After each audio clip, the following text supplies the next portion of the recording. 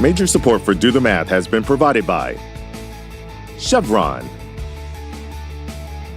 the Kern County Superintendent of Schools, Edison International, Valley Strong Credit Union, Panama Buena Vista Union School District, and the Kern High School District. With additional production assistance provided by these supporters of education in Kern County and throughout the state of California.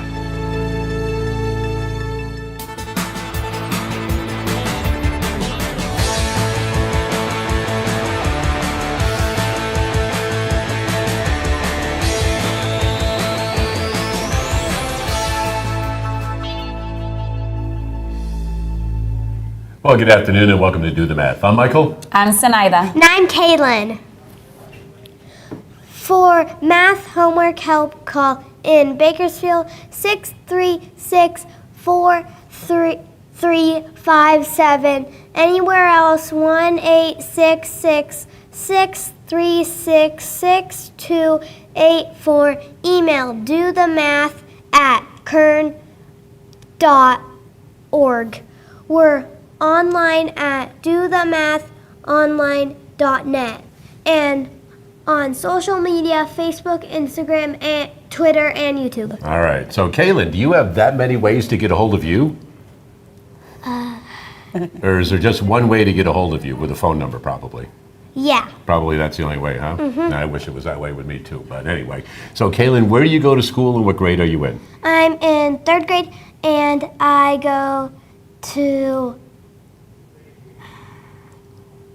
Are you at American? American Elementary. Okay, I thought I was going to say it was at American Elementary there. So how is 3rd grade going? It's going good. What is the best thing so far about 3rd grade? My teacher and my friends. Well, good. Well, that's glad. It's a nice thing that you like your teacher, right? Mm-hmm. All right. Are you ready to do some math today? Yes. All right. Let's take a look at our social media problem of the day. So we're going to look right up here.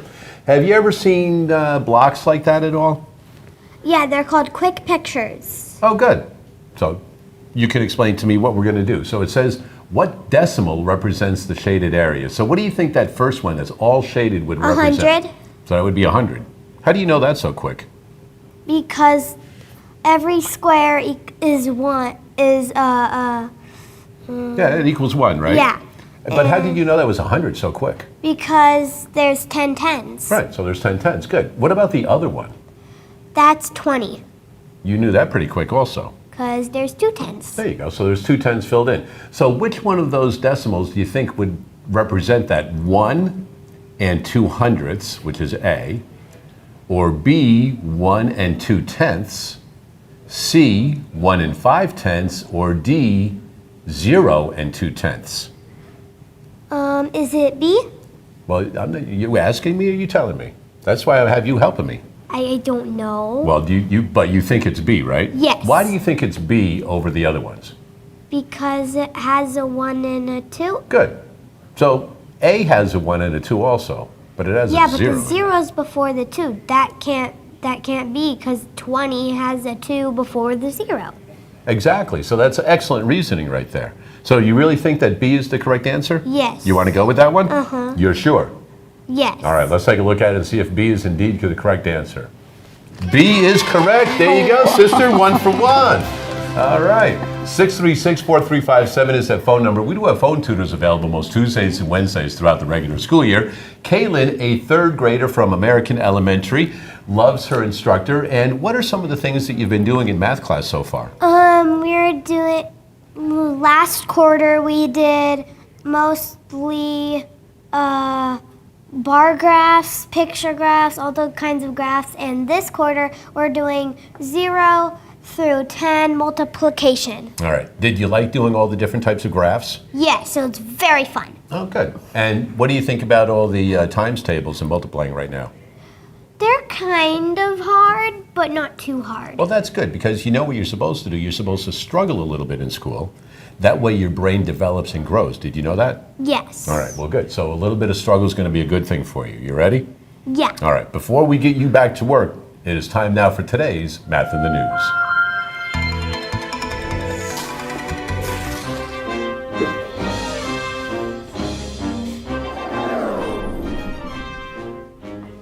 All right, today's Math in the News. We are fortunate enough once again to have Emily in studio with us from Mind Research, and we've also got an extra special friend, Rob Duco, in from Southern California Gas today.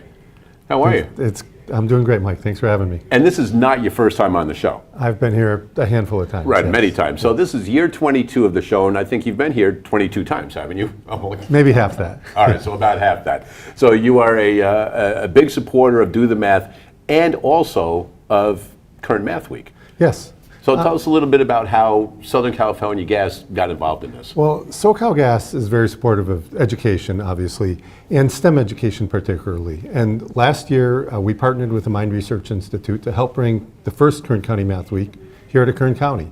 And so this year, Mind Research Institute came back, and I'm just here to help welcome Emily back to the community and help promote Kern County Math Week, especially among the Boys and Girls Club, where I have a role on the board of directors. And right, so I know you're heavily involved in that. So Southern California Gas heavily vested in the education of kids of Kern County. Yes, and math is very important. Our employees need to know math. When you're dealing with pipelines, you need to know sizes and volumes and pressures, and you need a high school math education to be able to lay pipeline in the ground. It's not just digging ditches. There's math that goes into all that Yeah. work. So. And all of that stuff that they need to get through their high school education is what they're getting first at the lower elementary grades, like Kaylin today, like the times tables, finally getting to start those in third grade, which will make a nice foundation as she gets a little bit older and stuff like that. So Emily, nice to see you again. Nice to see you, Mike. So I know you are the master at all of the games that you guys have on Current Math Week, but talk a little bit about Current Math Week and where you guys are at right now. Absolutely. Current Math Week is really a whole week devoted to helping families and communities engage in mathematics. And it's joyful storybooks around the origins of mathematics in sub-Saharan Africa and parts of Asia. And really the whole goal of the week is just to practice what positive mathematical thinking looks like and perseverance. And we're trying to reach a goal of 500,000 math minutes. There you go. So here's the website. If you go to, we have the flyer up periodically throughout the program over the last couple of weeks since you've been here last. So it's happening this week. This is only day 2 of the week. So there's still a lot of time to go. But here's where we're at so far. So you're over half of your goal right now because you want 500,000 minutes. Absolutely, and more. Right, and more. So it's not like 500,000 we stop, right? So what percent do you think over 500,000 would be good to attain this year? Because last year, did you hit the 500,000 last year? We were very close to my recollection. I think we were just a couple minutes short. Do you remember how close, how many thousand? I think we were just probably around 480s maybe? 480. Okay, so 40,000, a little shy. So maybe the goal this year is 40 over. I think you'll hear it here first. I think Kern County is on track for 1 million minutes. What? You're going to double the goal. I think it's possible. All right. Well, you got a lot of fun games and things on there. You talked a little bit about it. And you and Kaylin right now are going to have an opportunity to play a game. So why don't you head over to the board. And Kaylin, I think you can just slide right over there. And Emily's going to explain to you how to play the game. So Kaylin, this is Low Shoe the Turtle. And Low Shoe the Turtle has a magical pattern on its shell. All of the patterns of the shell, both horizontally, vertically, and diagonally, have to equal the sums of the lily pads. So what's 1 plus 2? 3. Okay. Do that word. So 1 plus 2 is 3. What could we add to 1 that equals 5? 4. All right, let's drag it in. Nice. All right, and now we need to see what could we add to 2 that equals 5? 3. All right, let's see if Low Shoe the Turtle is happy. Let's hit that question mark. Huzzah, nice job. Let's go on to the next puzzle. All right, this one's a little trickier now. We only get 1 known. So let's see here. What can we add to 3 that will equal 4? 1. All right, I like it. Now which way do we want to solve? Should we go straight? That way. All right, what can we add to 1 that equals 3? 2. 2. And for the solve, what would make Low Shoe happy? 4. All right, let's check and see. Nice job, friend. And that's really the whole fun of Math Week, to just engage in fun games and storybooks at home where you get to play fun puzzles and see as you go on they get a little bit trickier, but that's all the fun of Math Week. You know what, Emily? Because now there's one with no numbers in there. So how about you have Kaylin try that one just to go one step further. My trick is I like looking for the smallest lily pad. I like that move. Very nice.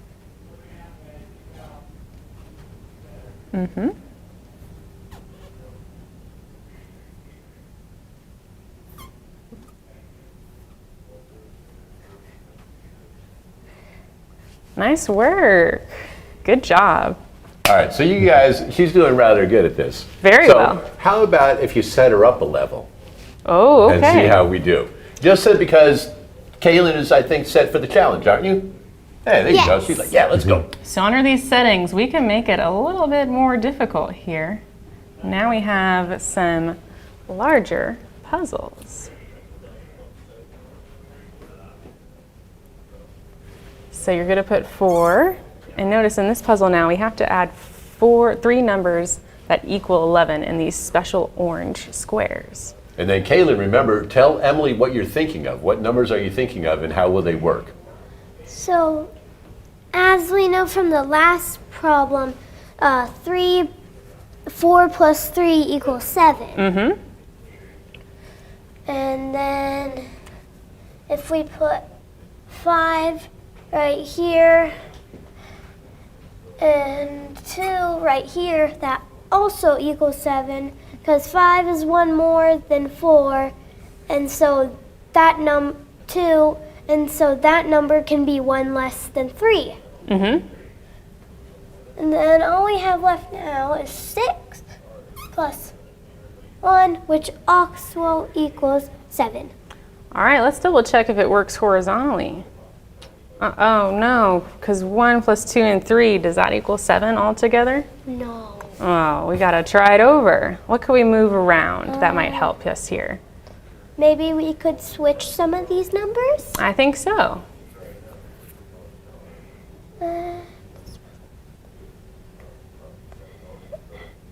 There. Then that there. 6. 6 plus 4 plus 5, that's a little too many for 11. What if we switched around a couple more here?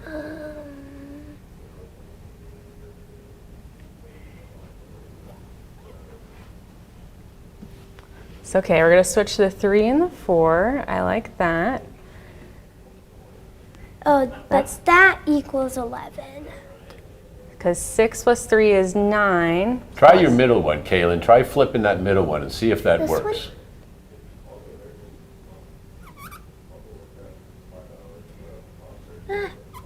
No. What did I? You go there.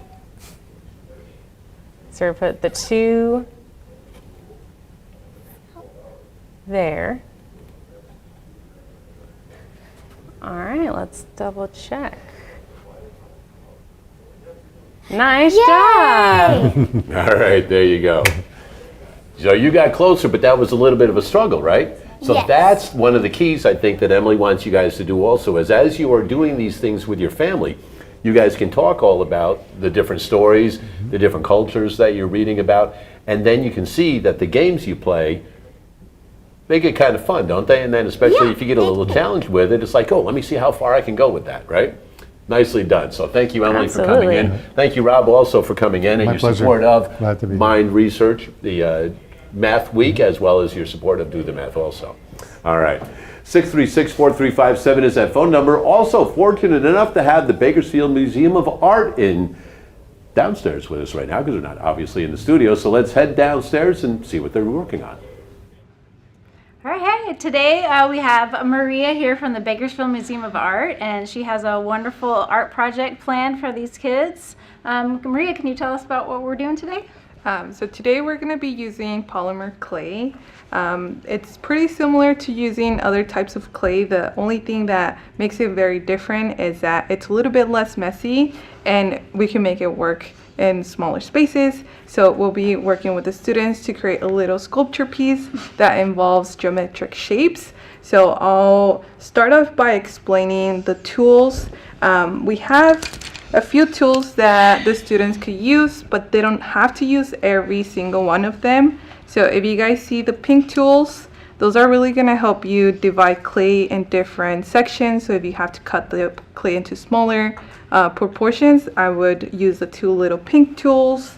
If you guys want to mold or change some of the angles, you guys do have the ones that have the black handle with the gray top. Those are very flexible, so it will mold your clay, but it won't be too rough on the surface. And then if you guys grab the additional tools, which is one that's wooden, one's a little bit colorful, and then one that has a metal ends. Those are used just to keep adding more texture and like indents into but you don't have to use them. This is just more helpful when you're adding texture to your sculptures. And then finally we have some toothpicks and a roller. The toothpick is just to help us connect different parts of your sculpture. Like if you have maybe a cylinder with maybe a cap and you want it to stay up, those are what the toothpicks are going to help with, but those will end up inside the sculpture, and it is just going to help to attach those two pieces that you created separately. So this would depend on what you end up creating with your polymer clay. And then this is our best friend. It's a roller. They always come in handy because when you have the polymer clay, it does come in this really neatly packaged shapes, but we end up sort of rolling it out and we want to make it softer with our hands. So this is always going to be something that you guys are going to go back and use when we're shaping the clay into the different shapes you want to use today. So if when you guys look, and I'll show you guys, I have a little pumpkin. I added all of the different creases in there to make it look like a pumpkin, but it started very simple, and I'll show you guys how to start a pumpkin like this, but you don't always have to do a pumpkin. You could always go with something else. The holidays are coming, but it is fall now. You guys could start using your colors. I'll grab the colors that I use for the pumpkin. A cool thing about polymer clay is that it does come with the colors already, but you could always mix them if one's too bright and one's not bright enough, and that's what I did with the pumpkin. So this pumpkin is the mixture of both. So if you guys see, this is the pumpkin, and I used this to color. So a really bright orange, and then more of a softer orange. And so are they using this geometric shapes and they can make whatever they want to with theirs, or will it be? So you guys will decide what shapes you want to use in your sculptures. So when you guys look at the shapes on your sheet, everything starts with a simple 2D shape. So we have a square, a rectangle, an oval, a triangle, a circle. But if we want to make it 3D, we have to make it into a form. So a cube has how many squares? Does anyone know? 6. It has 6, right? But because we have 6 squares that create each side, it makes it into a 3D form. And what about the cylinder? What shapes do we have in there? Is it just one shape, or do we have multiple? It's like a circle for the sides, and then sort of like a rectangle stretched out really long. Exactly, right? So it's noticing that even though we have all these geometric shapes, sometimes they end up combining together to create those forms. So one thing that we really take into consideration when creating art, that we have geometric shapes, but sometimes we also have organic shapes, which adds a little bit more of that unique twist to art, that we don't always have this perfect shapes. We end up turning them into organic shapes. Do you guys know what any of those shapes would be? If you had to give me an example. Like a tree or an apple? So a tree and an apple have organic shapes because we don't have a specific name for an apple shape. We usually just refer to the fruit. But for all the shapes on this sheet, they're geometric because we have a specific name. So we have a square for that shape, a circle for that shape, and usually they have precise measurements to the shape. So all of the 4 sides for the square measure the same to be a square. If they don't have all the same size, usually if 2 sides are longer, it turns into a rectangle. And when it comes to organic shapes, usually they're very free flow. They could be like a rock, but not every rock has the same measurements. So organics are more free flow, and you guys will be able to play with those shapes too. All right, so we're gonna get these kids started on this project, and right now we'll just go back to you in the studio. All right, thanks for that, Sam. Also, thanks to the Bakersfield Museum of Art coming in and doing some great art and math lessons with the students. In studio, we have Kaylin, a 3rd grade student from American Elementary, and you liked those games, didn't you? Yes. Did you like it as it got more difficult? Yes. Do you think you could do one with times tables? Maybe. Maybe, but you first have to get better at your times tables, don't you think? Yeah. All right, you want to work on that? Yes, please. All right, head on over there with Zenaida. You guys are going to do Come some on, work with Caitlin. multiplication. So you said you were working on your tens, right? Uh-huh. So let's go ahead and start with just a basic 1 times 10. So one group of 10. And you were just telling me that you love muffins. And so I want you to think about it as one group of 10 muffins. One group of 10 muffins. How many muffins do you think you would have? 10. Yes, one group of 10 muffins would be 10. So I'm going to just write that one up here for you, okay? And so I want you to keep thinking about those groups of muffins, okay? So we have 2 groups of 10 muffins. 2 groups of 10 muffins. How many muffins would you have? 20 Yes, muffins. that would be 20. So I'm just recording your ideas here. Okay, so I'm going to ask you the same question, keep the pattern going. If you have 3 groups of 10 muffins, how many muffins would you have? 30. 30, awesome. I'm going to do one more and see if you start to see a pattern, okay? So we have 4 groups of 10 muffins. How many muffins is that? 40. 40, awesome. So I want you to look at the work that we've done so far, and I want you to tell me what are some patterns that you're noticing right here. Well, we're counting like 1, 2, 3, 4. Okay, so we're adding a group every time we go down. We're adding one group, and what's staying the same? These ones. And these numbers, we just add a 0 to them. Okay, tell me more about that. Because 4 times 10, 10 4 times is 40. Very good, right. And you notice that it starts with that same 4, and you saw the 4 over here as well, right? You made that connection that was Yes. similar?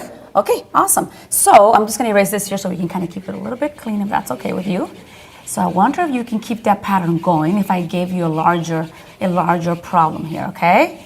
All right, so if I said I have 9 groups of 10. 9 groups of 10. Do you know what that would be?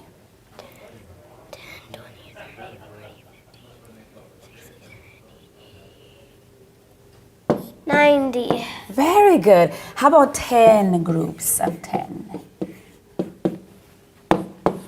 100. How did you find that out so quickly? Because the first time I saw you skip counting with your fingers, and then with 10 times 10, you were able to write 100 very quickly. Because same with here. Remember I told you you add just a 0 to there? Well, you add another 0 to here. It's like a pattern that you're seeing, right? That when you're multiplying by 10, you're seeing that pattern that's happening here. Also, how could you use 9 times 10 to help you with 10 times 10? Well, 9 times 10 is just 1 more than 10 times 10. So you can add 1 more 10 to 90. Exactly. So when you did 9 times 10, you had 90. And so one more group of 10 would give you the 100. Yes. So if I were to tell you 11 times 10, could you use that information that you just got, 11 groups of 10, to figure that out? Okay, so let's see. Tell me about that thinking there. Wait, no. It's 110. Okay, tell me how you know that's it. Because 100 plus one more 10 equals 110. Very good, very good. I'm so proud of you. You're multiplying by 10 already, doing a beautiful job. Do you want to multiply by another number? Or do you want to keep going with 10? Let's do another number. Okay, let's do another number. So let me scroll down here and extend the page, I believe. And what do you want to multiply by next? Let's do 5s. Oh, I like that idea. So let's go ahead and multiply by 5. So one group of 5. What would that give you? 5. Excellent. And then 2 groups of 5? 10. Very good. How are you getting that answer so quickly? Tell me. Because you just add another 5 to the 5. To the 5 that was there. How about 3 groups of 5?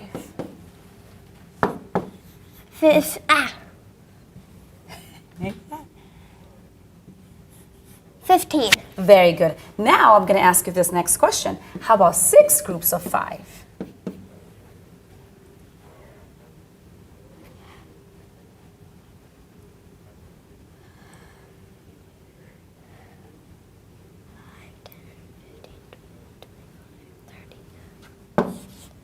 30. Excellent. Now, before I move on, do you see any connections between 3 times 5 and 6 times 5? Do you see anything in those numbers? You in just add relation? 3 more 5s to 15. So on this side, you added 3 more 5s. And what happened in the product side? It skip counted by 3 5s. It skip counted by 3 5s. There you go. Nicely done. So you got the 10s out of the way. You also did some other numbers with the 5 right there. For some great work today so far, Kaylee, you've got yourself a meal courtesy of our friends at Chick-fil-A. Congratulations on that. Yay. There you go. I say that too every time I go. I go, yay, I like that too. Kaylee, do you have any idea what the order of operations are? Have you ever heard of that yet? No. Good. Well, you know what? We're going to expand your mind a little bit more today, right now with Miley.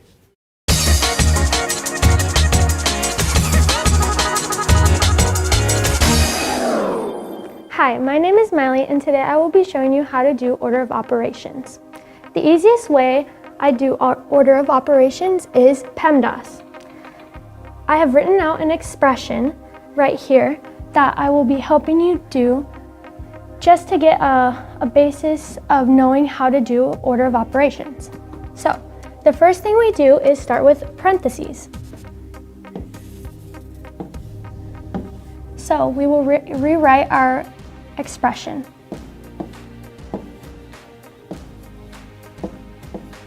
Then, we will do multiplication since it's the next step in PEMDAS.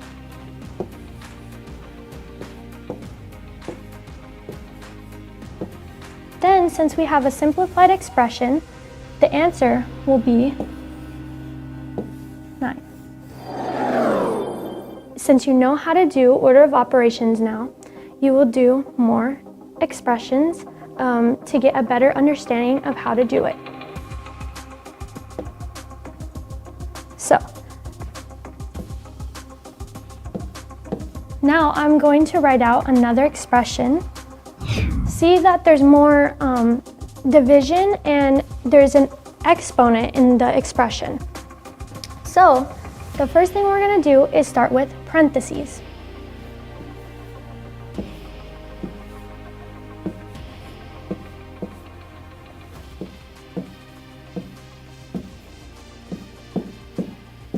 So now that we've done the parentheses, we will start with our exponent.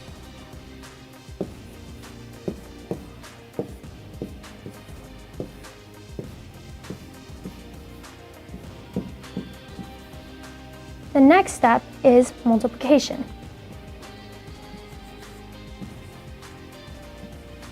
And then, once you get to the end, it'll be 16 divided by 2. Now, we will have our simplified expression.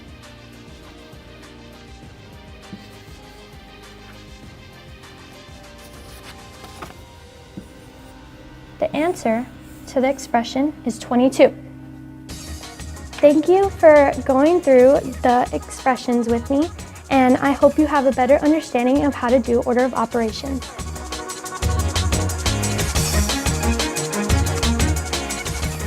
There we go. Let's talk math with Miley right there in the order of operations. And I know there's a lot of students going PEMDAS, I know that, but I've also heard GERMDAS, which is a little bit more comprehensive because it talks about some of the different grouping symbols instead of just parentheses, such as brackets, absolute value, things like that. So a lot of different ways that you can group numbers right there. We're going to head back downstairs and check in with the Bakersfield Museum of Art and see what they're doing right now. So it looks like they are doing the holiday shapes with the skull right there for Halloween coming up. And hopefully some of you had an opportunity to go check out Via Arte at the Marketplace this last weekend, presented by the Bakersfield Museum of Art. They had some great pieces out there. So Wonderful for artists my pumpkin, partaking in that. I always start And with we can a see that the sphere. kids right now So are this working is gonna on be a circle, and then with getting my apart fingers, those I pieces start of clay copying and the bottom and the top. working with the shapes. So I can add the stem on the top and then make it able to sit. All right. So, Kaylin, as you're seeing this, what do you think about what they're doing down there with that art? They're molding them into Halloween-based shapes and just playing with the clay. Yeah, so you see the one that they're trying to make like, it looks like a skull right there. Do you see that Yes. one? And then the other one you can see with the orange there, I think it looks like one of the people are trying to make a pumpkin probably down there. If you had to make something, what would you try to make out of that clay down there? I like bats a lot, so I would probably make a bat. Oh, good. And that goes right along with the theme that they're doing, right? Yeah. All right. So we'll check in with those guys a little bit later on and see how they're doing with that downstairs at the Bakersfield Museum of Art. All right. We do have phone tutors available until 5:30 this afternoon. Kaylin is a third grade student from American Elementary doing some great work. So now you and Zenaida is going to help you a little bit with this also, all right? So let's take a look at the board. This is one of the dice games that we're going to play. So the first thing, Kaylin, I'd like you to look at the monitor up here. We're right over here. Do you see these dice? Have you ever seen dice like this where there's a little die inside of a bigger one? Yeah, in second grade, we had like a math box that we had a bunch of like math tools in and stuff, and that was one of our tools. Good. All right. So when you roll it, you're going to have a number on the outside and a number on the inside. That make sense? Yes. All right. So let's take a look at the board over here for the dice game, and we're trying to get as close to 20 as we can. So inside one of the die, we had a 6. And the outside number was 3. So a 6 and a 3 can either make a 63 or a 36. Is that all right with you? Yes. Okay. The next die had a 3 and a 4, so it could be 34 or 43. Now the goal is to get as close to 20 as you can. So what they did is they took 63 and 43, subtracted them, and got 20. You following it so far? Yeah. Good. So let's take a look at the other person. They had it over here. They had a 3 and a 1. So they could have made 31 or 13, and then a 2 and a 6 for 26 or 62. The closest they got was 62 minus 31, because you can use any of the numbers. And they got 31. So that's how this person won, because they got exactly 20. Are you ready to try one? Yeah. All right. Let's go ahead and we'll take a look at this screen right here. So I'm going to roll the 2 dice over here, okay? We're going to look at them, and then you and Zenaida are going to write the numbers down, okay? So right now we have a 6 and a 6. So for one die, you're going to put a 6 and a 6. Oop. Yeah, try it again. Just, keep your hand back a little bit, I think is what happened on that one. There you go. So we have a 6 and a 6.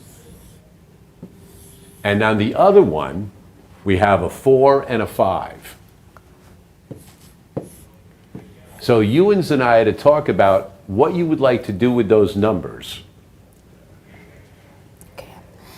So the 6 and 6 kind of can be hard, but because either way it's going to be 66, even if we switch the numbers here. So let's think about this one. We're trying to get to 20. So if we were to subtract 66, would it be better to subtract 45 or subtract 54? 45, because if because if we do it in ones, it would, and we took the 4 and the 6, 4 plus 6 equals 10, so we should do 66 minus 45. Okay, and so you think 66 minus 45 would give you something close to 20? Yes. Okay, you think that's better than 66 minus 54? Yes. Because what might 66 minus 54 give you? Maybe in the teens. Okay. So do you want her to go ahead and solve it? Yeah, go ahead and try that Go one. ahead and solve it. Can I do it up and down way? Yeah, you could put it over here if you want.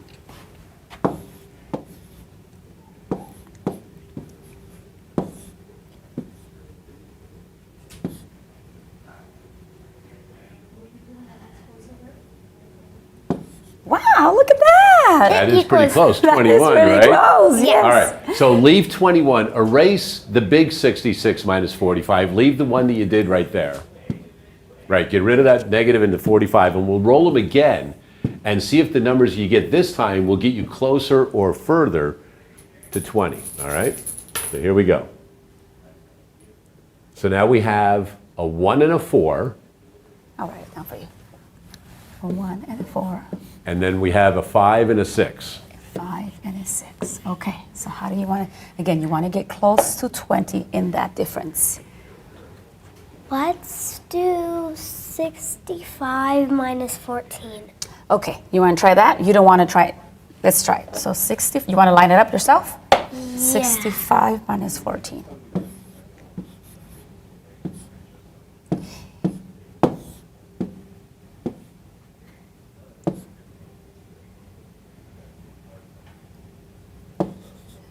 That Okay. is not close at all. That is not, you want to try another one, see if we can get closer with these numbers that we yeah, have? let's do 56 minus, actually let's do 41 minus 65. Okay. Don't erase this one because it's not good to keep the work there. You're saying 41 minus 65? Uh-huh. But when we're thinking about subtraction at your age, you want to start with the larger number first, right? So let's start with, was it 65 that you said first? Yes. Okay, so 65 minus, and you want to try 41 now instead of the 14.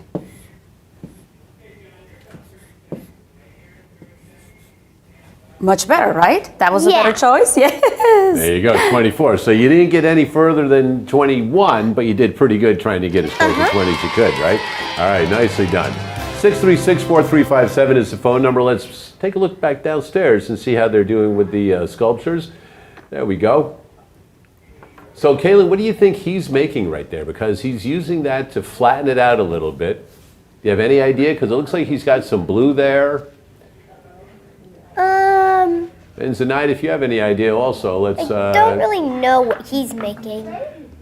What do you think about that one with the orange right there? Maybe a pumpkin? Maybe a pumpkin.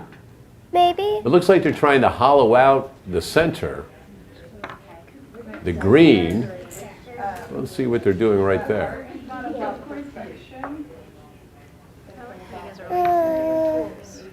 Some sort of a tree shape maybe, or a leaf or something? Maybe a tree or a leaf. Yeah, it could be. That's the skull one again. Oh yeah, there's the skull one again. So they're putting some more details on that. That's looking quite good. Sometimes it's You think that is quite good? I think it is Yeah. quite good myself as well.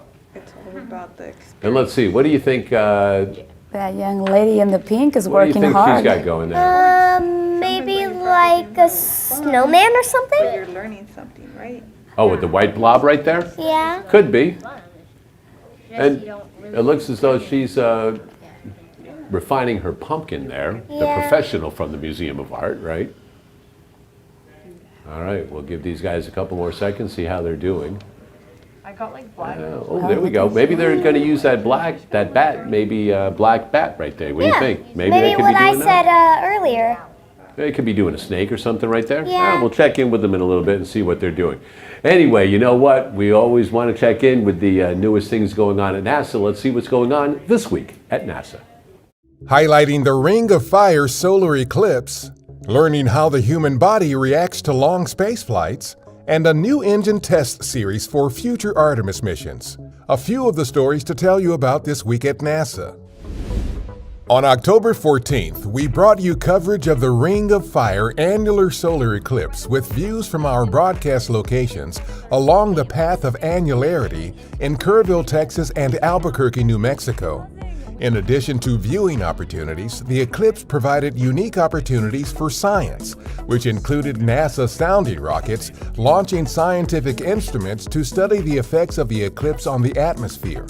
The next solar eclipse takes place on April 8, 2024, when a total solar eclipse will cross the U.S. from Texas to Maine.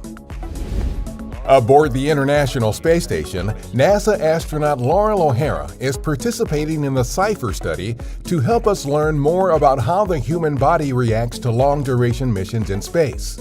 Astronauts headed to the station can volunteer for this broad suite of experiments, which monitors their health before, during, and after their missions to help us prepare to safely send humans to the Moon, Mars, and beyond. Learn more at nasa.gov/mission/CIPHER. On October 17th, engineers at our Stennis Space Center kicked off a new test series with an RS-25 engine. This planned 12-test series is the final round of certification testing ahead of production of an updated set of the engines. 4 RS-25s will help power our Space Launch System rocket on future Artemis missions to the Moon and beyond.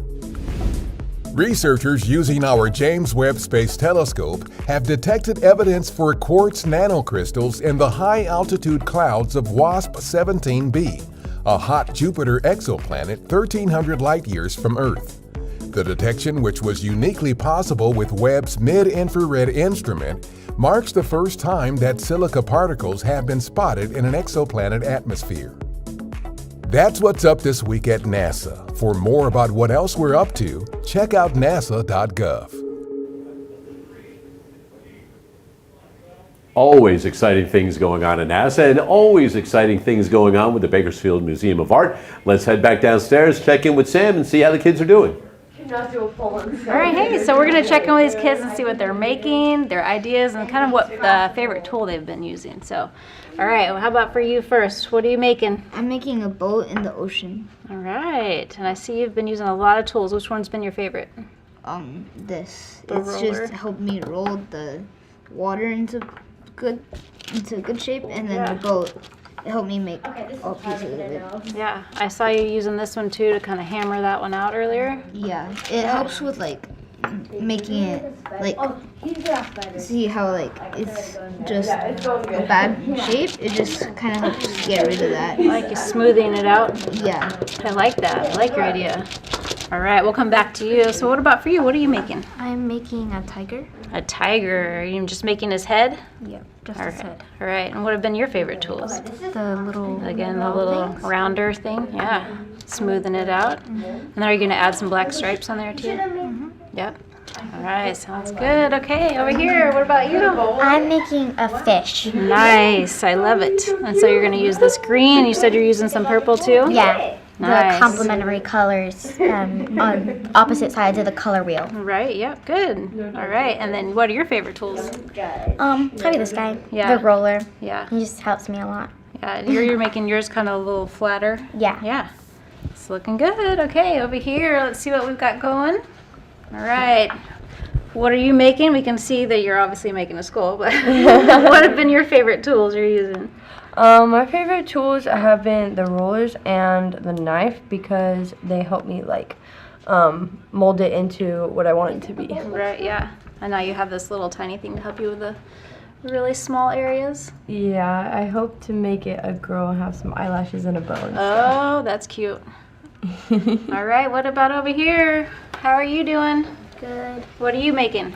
I'm making a puppy. A puppy. And you're making his bow right now, right? I already made the bow. Oh, you made the bow. Oh, okay. Nice. So I'm And now, making what are you making? nostrils. Oh, though you're making the nose. And is that your favorite tool right there? Yeah. That one's kind of soft. Nice. Okay, what about over here? I'm trying to make a spider. Oh, I see. Yeah, you got your legs coming. Yeah, and I like the roller. Yep. Yeah. The roller, and then your hand. You made it up like Yeah, roll off the little legs. Yes. Very cool. All right, so you guys are using lots of different forms and shapes, the 2 elements of art over there. And then what about you, Maria? You're making another pumpkin? So I'm making another pumpkin and using some triangles to make the face and then the nose.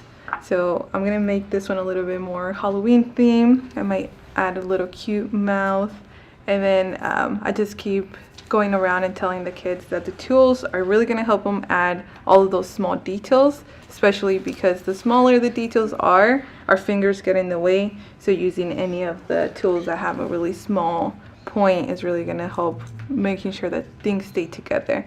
And then I know they're doing a really good job, so I think we're going to have really good finished sculptures today. Mm-hmm. Yeah. And so once they're done all making these, we're going to put them in the toaster oven, right? We're gonna put them in the toaster oven and bake them. So I know when we start working with the clay, we make it really soft and it's really easy to mold. So when we're working on it, it's usually the time that we have to be careful with it. But once it's in the oven and it's done like baking, it'll get really hard. And even if you walk around with it or if you drop it, it's just gonna stay in the shape that we left it in the oven. So that's something exciting to look forward to. Yeah.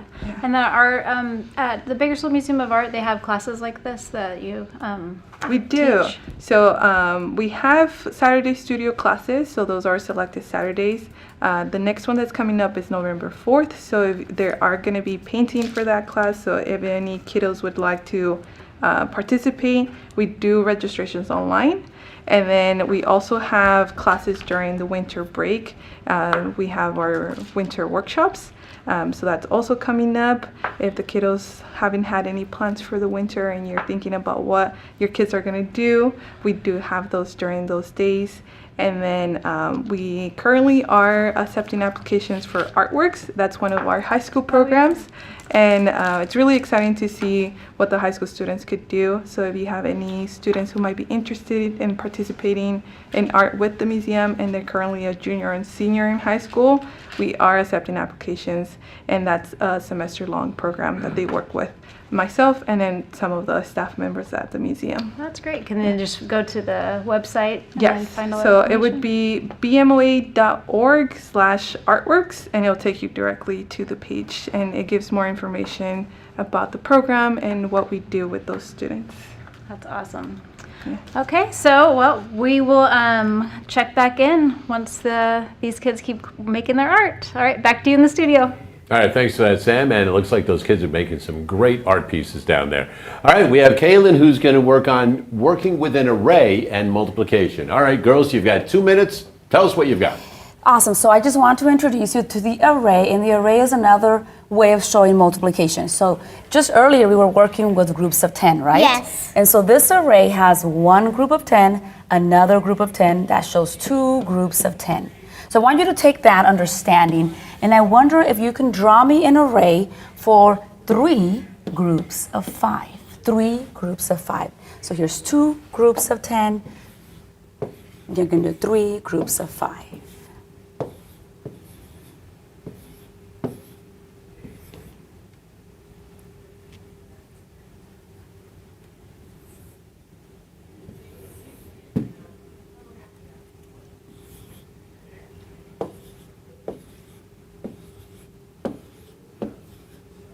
Very good. It's a great drawing. And when you draw the array, if you were to count up all the counters or the circles, that would give you the product. That would give you the answer.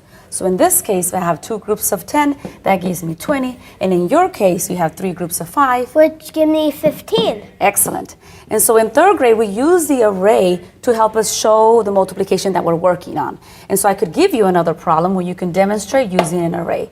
So let me see if I could give you just one fresh one here. Let's try something different. 4 groups of 6. Draw an array for 4 groups of 6. See if that helps you find the product of that.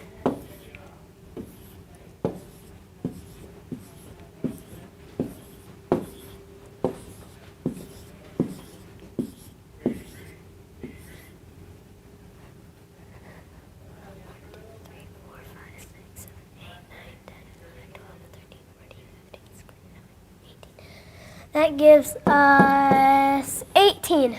Okay, so let's double check. Do we have 4 4 groups of 6. So I see a group of 6. It's 3. I'm sorry, I messed up. No problem. We can always go back and learn from it and fix it, right? Okay. 1, 2, 3, 4, 5, 6, 7, 8, 9, 10, 11, 12, 13, 14, 15, 16, 17, 18, 19, 20, 24. And I'm glad that you caught your mistake right there because you were on a roll, right? You had all those circles going to make that array. And you did do it correctly when you said 18, but then Zenaida reminded you had 4 groups, right? And then you're like, and you caught yourself, right? There you go, nicely done. Hey, you know what? Always a lot of stuff going on with the state parks. As a matter of fact, 4th graders get to go free. Let's check in with the state parks right now. We're here today at Half Moon Bay State Beach. We're so glad to be able to celebrate one of our outstanding volunteers who's going to be receiving the Golden Bear Award. We're going to work in the field, do some mustard, search and destroy. Yeah, I see some in there. My name is John Salcido. I worked 25 years as a project manager. When I retired, I knew that I wanted to do something to help the environment, get outside, and get away from a desk. The swarm, we call ourselves, because we're like a group of locusts when we come after invasive plants. We are going to be honoring John today. He's going to say a few words about his experience and what he's been doing. He's known for his family-friendly programs. He's been working up and down San Mateo, particularly in this area, removing ice plant, weeding, getting kids out there to learn about nature, learn about the environment. And we're just thrilled to all be here today to celebrate our Golden Bear awardee. Congratulations. Thank you. The Golden Bear Award is designed to honor our best volunteers, our best employees, our best contributors to our state parks. They are people who have committed and devoted their lives to helping young people, to helping people who might not otherwise have access to the parks, to help with maintenance, to help with weeding, to help support our cultural diversity programs. It was obvious that John deserved this award. John was clearly the correct candidate for this award. He's been a leader. Hey, I appreciate everyone coming out on such a crazy day. He's brought us his skills, his passion. Well, what's coming up here? So soft. The ground is just incredibly moist today. But best of all, he has this incredible ability to encourage people to come and work with him and work as part of a cohesive group. He's really built a community. I love you, John. And it's paid off not only in the benefits directly to the park, directly to the habitat that's restored, but it's helped a lot in terms of all the people involved and their love for each other, as well as their love for the work that's done. And it really is because of John. This team will make a difference and will probably expand more over the next 10 years. Hopefully I'll be here. I plan to. Half Moon Bay Super Swarms! Rocks! There you go, a little more about California State Parks. Kaylin, a 3rd grade student from American Elementary, has been in here this afternoon doing some great work so far today. Right now, because we thought that with the black clay that they might have been making a bat, but we found out they were making a spider. So Yeah. should we go back downstairs and see how they're doing? Yes, please. All right, let's head back downstairs, check in with Sam, and see how they're doing. All right, here we are checking back in. So now let's see what he's at work making. I'm making the wave that the boat's gonna be like near. Okay, so you have a little boat and a little fisherman there. And then show me what you're gonna do with your wave. So I'm gonna like make it stand up and then add a little more blue and then maybe some foam at the top. And then is your boat gonna go in here? It's gonna go right there. Oh, I like that idea. All right, what about you? What are you working on now? I'm working on the mouth right now. Okay, I see the mouth and the tongue. Mm-hmm. Nice.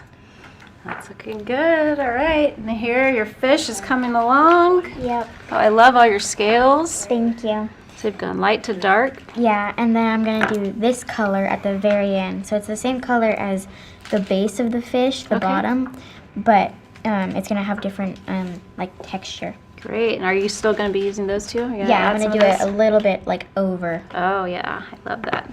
Reminds me of like the rainbow fish. Okay, let's see how you. Oh, did yours go in the oven? Yes, mine went in the oven, and now I'm starting on making an umbrella or something with one of the cookie cutters. Oh yeah, we haven't used those yet. Great. Okay, how about? Oh my gosh, look how cute. Let's see your little dog's face. Show him. That's so cute. And then you have, so what are you working on now? The bow. Okay. Can I make it smaller? Smaller bow for his head. Oh, that's cute. All right, looking good. And over here. Right now, Oh, wow. I'm working on the eyes. Nice. So what all are you gonna add to him? I'm just gonna add like a spot on the back. Oh, so he's Black Widow. Yeah. All right.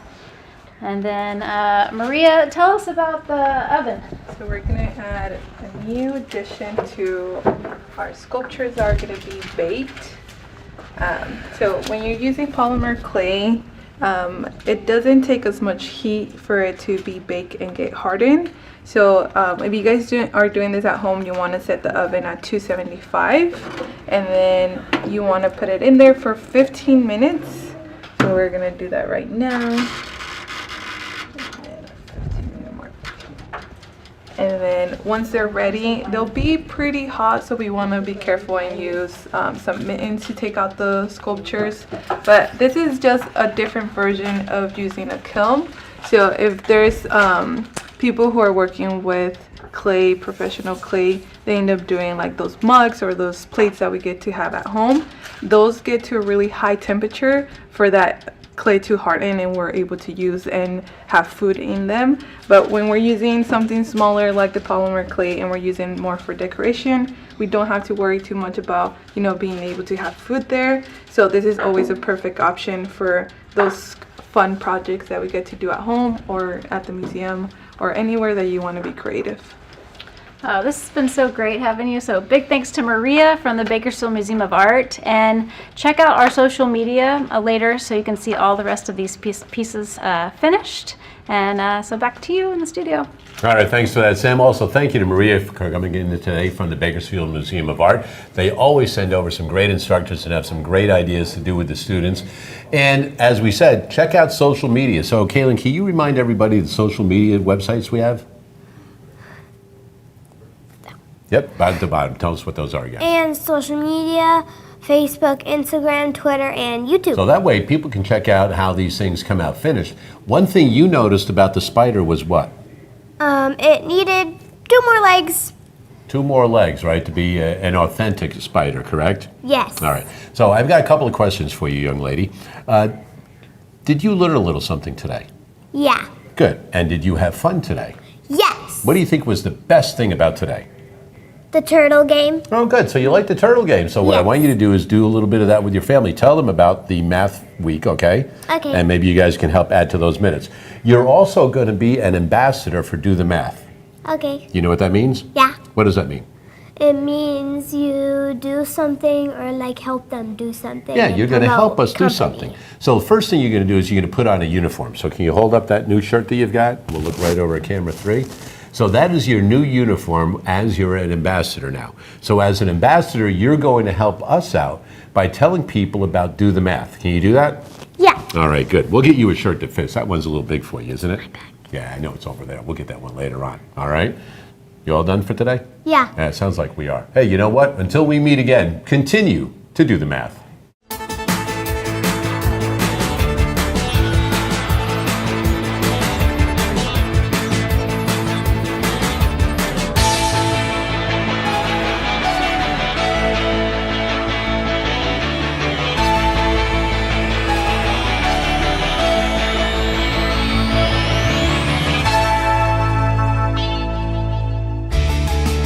Major support for Do the Math has been provided by Chevron, the Kern County Superintendent of Schools, Edison International, Valley Strong Credit Union, Panama Buena Vista Union School District, and the Kern High School District. With additional production assistance provided by these supporters of education in Kern County and throughout the state of California.